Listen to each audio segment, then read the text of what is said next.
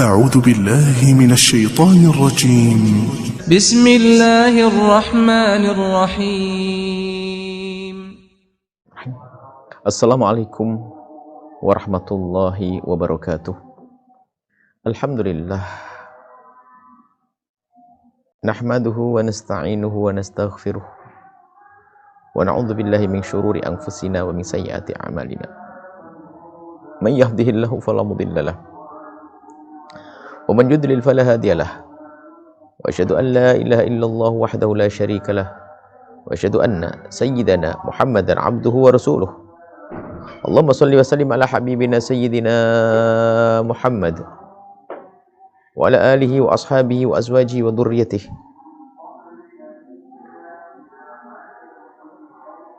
ila yaumiddin, amma ba'd.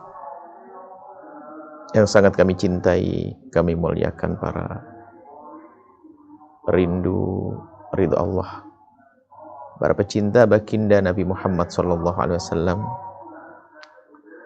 Alhamdulillah kita bisa istiqomah,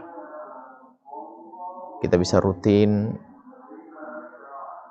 di setiap malam Jumat untuk bersama-sama membaca sholawat, bersama-sama untuk membaca sejarah Nabi Sallallahu Alaihi Wasallam. Semoga Allah memberikan kepada kita pemahaman yang benar, dan semoga Allah memberikan kepada kita ilmu yang manfaat. Dan semoga Allah Subhanahu wa taala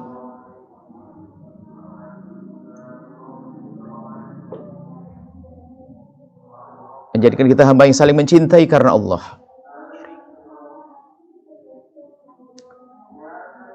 Dan semoga Allah Subhanahu wa taala memudahkan kita untuk selalu bertemu dalam kebaikan. Kita akan lanjutkan untuk menjelaskan tentang hikmah, penjabaran hikmah yang ke berapa? 71. Yang berbunyi, sabar bukan berarti tanpa usaha. Sabar bukan berarti tanpa usaha.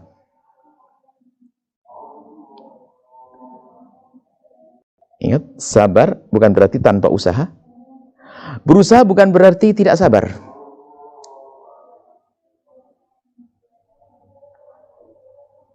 Ingat, sabar bukan berarti tanpa usaha. Berusaha bukan berarti tidak sabar.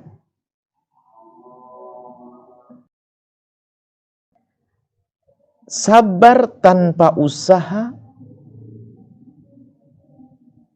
adalah putus asa.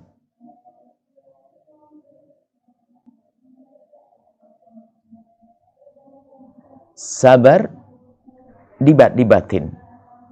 Usaha zahir. Usaha di zahir, gitu ya. Jadi ada orang diuji oleh Allah dengan ujian. Di saat diuji oleh Allah dengan ujian, apa yang hendaknya dilakukan oleh seorang hamba tersebut? Apakah membiarkan ujian tersebut begitu saja tanpa, apakah dibiarkan ujian tersebut tanpa ada upaya untuk, misalnya diuji dengan sakit, kemudian dia tidak berusaha untuk mencari obat misalnya. Apakah itu disebut sebagai orang tawakal? Disebut sebagai orang tawakal? Ternyata tidak. Orang bertawakal bukan orang seperti itu. Orang bertawakal bukan orang yang di saat diuji kemudian dia tidak berusaha untuk lepas daripada ujian tersebut. Tidak. Itu namanya putus asa. Sehingga orang kalau diuji Allah dengan sakit, maka dia berusaha cari obat. Kalau tidak cari obat, bisa saja putus asa. Dan putus asa itu termasuk dosa besar. Bahkan kalau menjadi sebab kematian, namanya bunuh diri. Menjadi bunuh diri.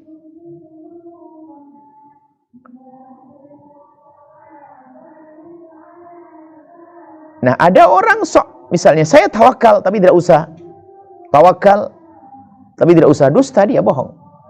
Sebab tawakal itu satu pekerjaan, atau tawakal adanya di dalam hati seorang hamba.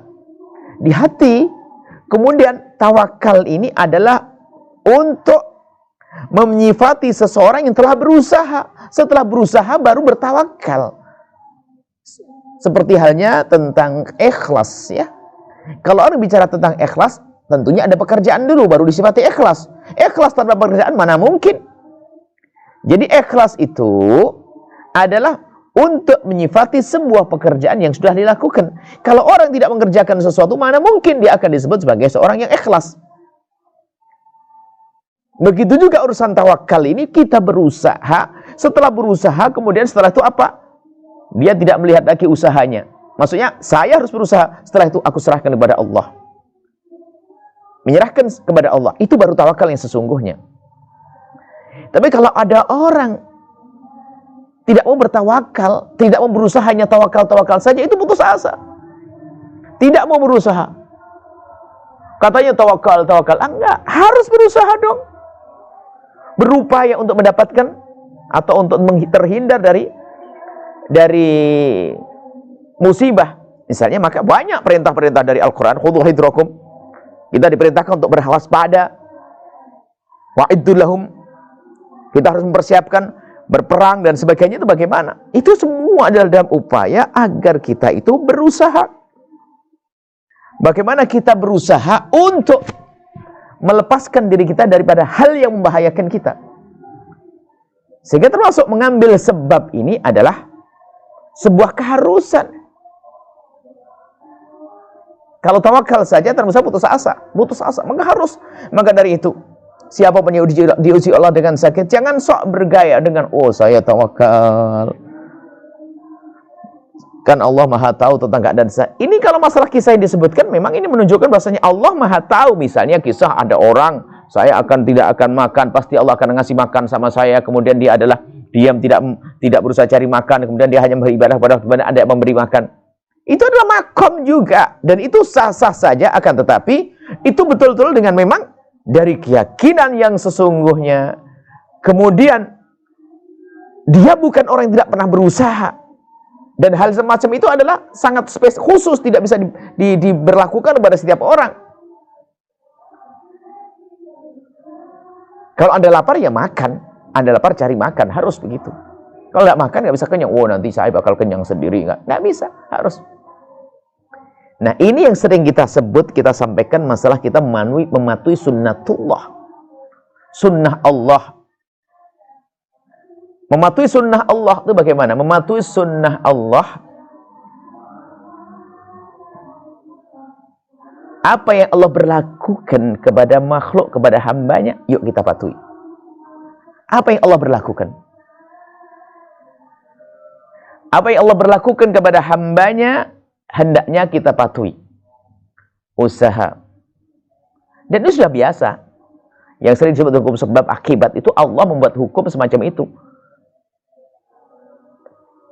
Sehingga kalau kita minum air seger, lega, tenggorokan lega, kalau makan kenyang, itu kan seperti itu Allah buat. Akan tapi memang kadang namanya ada, hukum ada. Itu bisa saja kebiasaan, bisa saja orang makan nggak kenyang-kenyang. Orang minum nggak puas-puas, ada. Nah ini. Akan tapi yang harus kita hadirkan di sini, ada sering dihubungkan dengan keimanan, ketawakalan, orang yang ceroboh. Urusan penyakit, urusan ini, nggak mau, yang penting saya tawakal, nggak. Saya tidak mau pergi ke dokter, nggak mau pergi ke dokter. Nggak mau pergi ke rumah sakit. Kalau Anda tidak pergi ke rumah sakit, harus ada dong obat apa yang Anda ambil saat itu. Saya tidak mau ke rumah sakit, saya cukup minum air. Saya sakit perut, nggak mau pergi ke dokter. Saya cukup minum madu atau, ya itu namanya berusaha, sudah sah. Yang repot nggak mau berusaha. Nggak diperkenankan. Sehingga suatu ketika ada seorang sahabat Nabi yang datang kepada baginda Nabi Shallallahu Alaihi Wasallam. Sahabat Nabi yang datang kepada baginda Nabi Shallallahu Alaihi Wasallam yang tiba-tiba membiarkan ontanya begitu saja, lalu Nabi mengingatkan dia, kok tidak kau ikat itu onta? Saya tawakal dari Rasulullah. Tawakal. Nabi menurut ikil fatawakal, ikat dulu pada tawakal. Nah, kemudian di saat orang bertawakal, di saat diuji oleh, di saat orang berusaha, Jadi Nabi iqil fatawakal, ikan dulu tawakal, usaha dulu baru tawakal. Maka jika ada orang berusaha bukan berarti tidak sabar loh ya. Sakit kemudian berkata Allah, lalu pergi ke dokter, bukan berarti tidak sabar. Tawakal ini termasuk kewajiban. Dia mendapatkan pahala kok, makanya berobat dapat pahala. Jangan sok, wah saya tidak mau berobat, saya ingin dapat pahala besar dari Allah dan sebagainya. Nggak diajarkan seperti itu. Kalau kita itu milih sakit, nggak diajarkan. Yang ada adalah ajaran Nabi Muhammad SAW, adalah yang diajarkan oleh Allah adalah Rabbana atina fid dunya hasanah. Berusaha untuk baik dong. Kalau Anda, semoga sehat semuanya. Kalau ada orang sakit, kemudian dia berusaha cari obat, usahanya dapat pahala di hadapan Allah. Berusaha semaksimal mungkin, sebanyak. Maka kami sampaikan kepada siapa yang diuji dengan saudaranya yang sakit, kakaknya sakit, ibundanya sakit, ayahandanya sakit, semua ada yang sakit. Kemudian Anda berusaha untuk mengobati, menghabiskan uang puluhan juta, bahkan ratusan juta. Tidak sia-sia. Ada hitungannya di hadapan Allah Subhanahu wa Ta'ala. Ada hitungannya di hadapan Allah Subhanahu wa Ta'ala. Tidak sia-sia. Semua ada hitungannya di hadapan Allah. Maka dari itu, jangan ragu kita berusaha. Ternyata usaha itu bagian daripada ibadah. Dengan catatan, setelah berusaha itu jangan mengandalkan bahasanya keberhasilan kita dengan usaha kita. Tapi langsung kita bawa hati kita kepada Allah. Bahasanya yang menjadikan aku sukses berhasil adalah Allah Subhanahu wa Ta'ala. Sehingga dikatakan bahasanya namanya tawakal adalah berusaha mengambil satu sebab. Setelah dia mengerjakan sebab tersebut, tidak usah tolak-toleh, tidak usah dilihat sebabnya. Langsung diserahkan kepada Allah Subhanahu wa Ta'ala. Maka tidak akan kecewa selamanya, karena pasti sukses.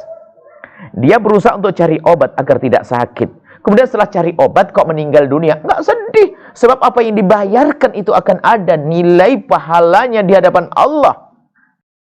Maka kami hadirkan hikmah ini agar semua yang rawat orang sakit telah berusaha yang maksimal, karena itu masuk bagian daripada ibadah.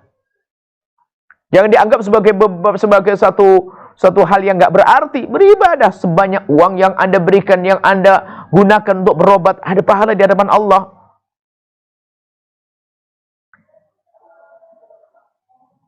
Ini lihat, bahkan kalau kita memberikan bantuan kepada saudara kita yang sakit, memerlukan dan sebagainya, itu pahalanya double-double. Pahala silaturahmi ada. Dan termasuk pahala berusaha ini. Usaha ini diajarkan. Jangan istilah bahasa tawakal nggak ada usaha. Tawakal tanpa usaha putus asa dong. Sabar bukan berarti tidak. Sabar bukan berarti sabar tanpa usaha adalah putus asa. Kemudian sabar bukan berarti tanpa usaha. Ingat, sabar bukan berarti tanpa usaha. Wah, sabar, dia sabar. Dia sakit sabar, kok tahu? Dia di rumah dong. Bukan sabar dia itu. Dia putus asa. Dia putus asa. Sabar tanpa usaha putus asa. Dan berusaha itu terus dengan sesuai dengan kemampuannya. Suatu ketika ada seorang bertanya, ibu saya sakit. Medis sudah tidak bisa nangani. Apa yang harus saya lakukan kepada ibunda saya? Semua dokter sudah divaksin nerima, tidak bisa. Apakah saya biarkan di rumah, kemudian saya tunggu begitu saja? Jawabnya tidak. Tidak. Kalau Anda membiarkan begitu saja, Anda seperti menunggu kematiannya. Kekurang ajaran seorang anak. Akan tapi tetap berusaha. Apakah pergi seorang yang soleh untuk mendoakannya? Atau kita pergi dengan jamu, apa obat-obat yang lainnya? Harus ada usaha, tidak boleh dibiarkan begitu saja. Termasuk diantaranya adalah suatu ketika ada yang bertanya,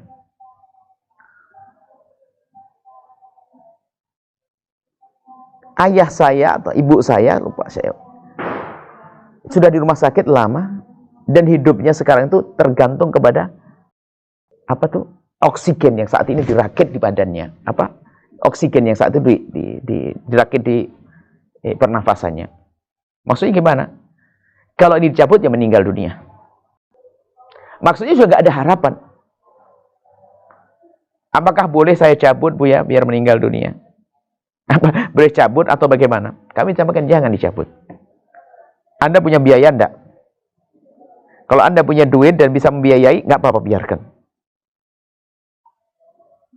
Jangan Anda yang mencabut. Kecuali Anda tidak punya biaya, Anda serahkan dokter, saya nggak mau. Pokoknya saya nggak pengen dicabut, tapi saya nggak punya biaya juga. Anda sampaikan, kalau Anda sudah mentok nggak punya biaya. Tapi jangan sampai Anda pelit dengan uang Anda, lalu Anda merasa pelit kemudian ingin mencabut sampai ibunda Anda meninggal dunia. Jangan. Ketahuilah,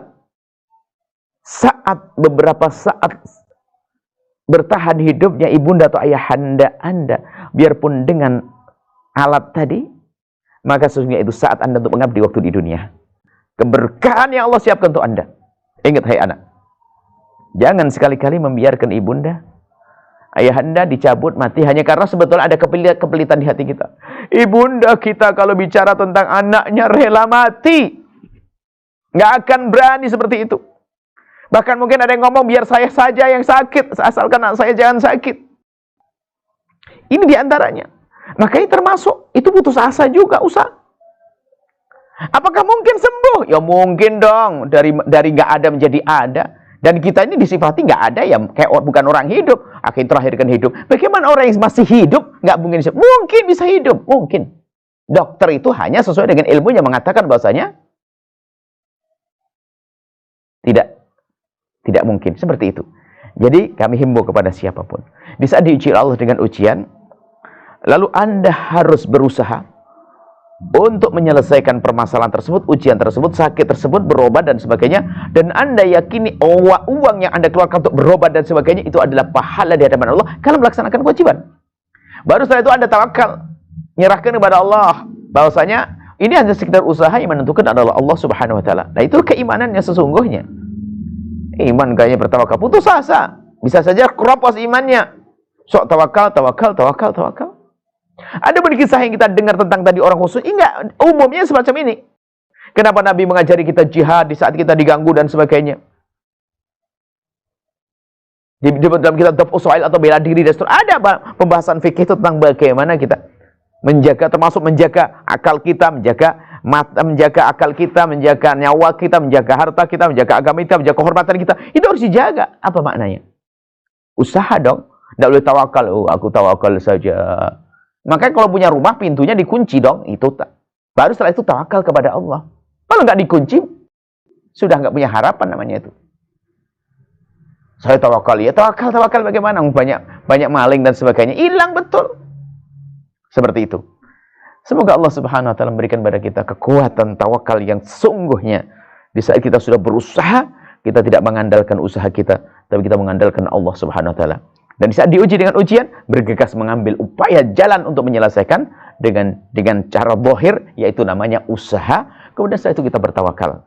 Kami ulang, hikmahnya adalah sabar bukan berarti tanpa usaha. Berusaha bukan berarti tidak sabar. Sabar tanpa usaha adalah putus asa.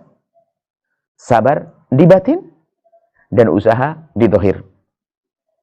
Semoga Allah menjadikan kita hamba yang saling mencintai karena Allah. Allah muliakan kita di dunia dan akhirat. Di akhirat Allah menjauhkan kita dari segala ujian-ujian malapetaka. Dan semoga Allah memberikan kepada kita karunia-karunia.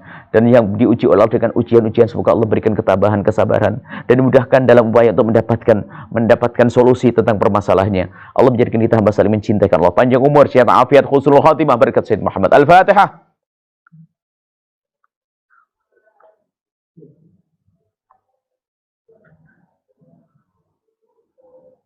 Makasih, mohon maaf, mohon doa selalu. Wabillahi taufiq wal hidayah. Assalamualaikum warahmatullahi wabarakatuh.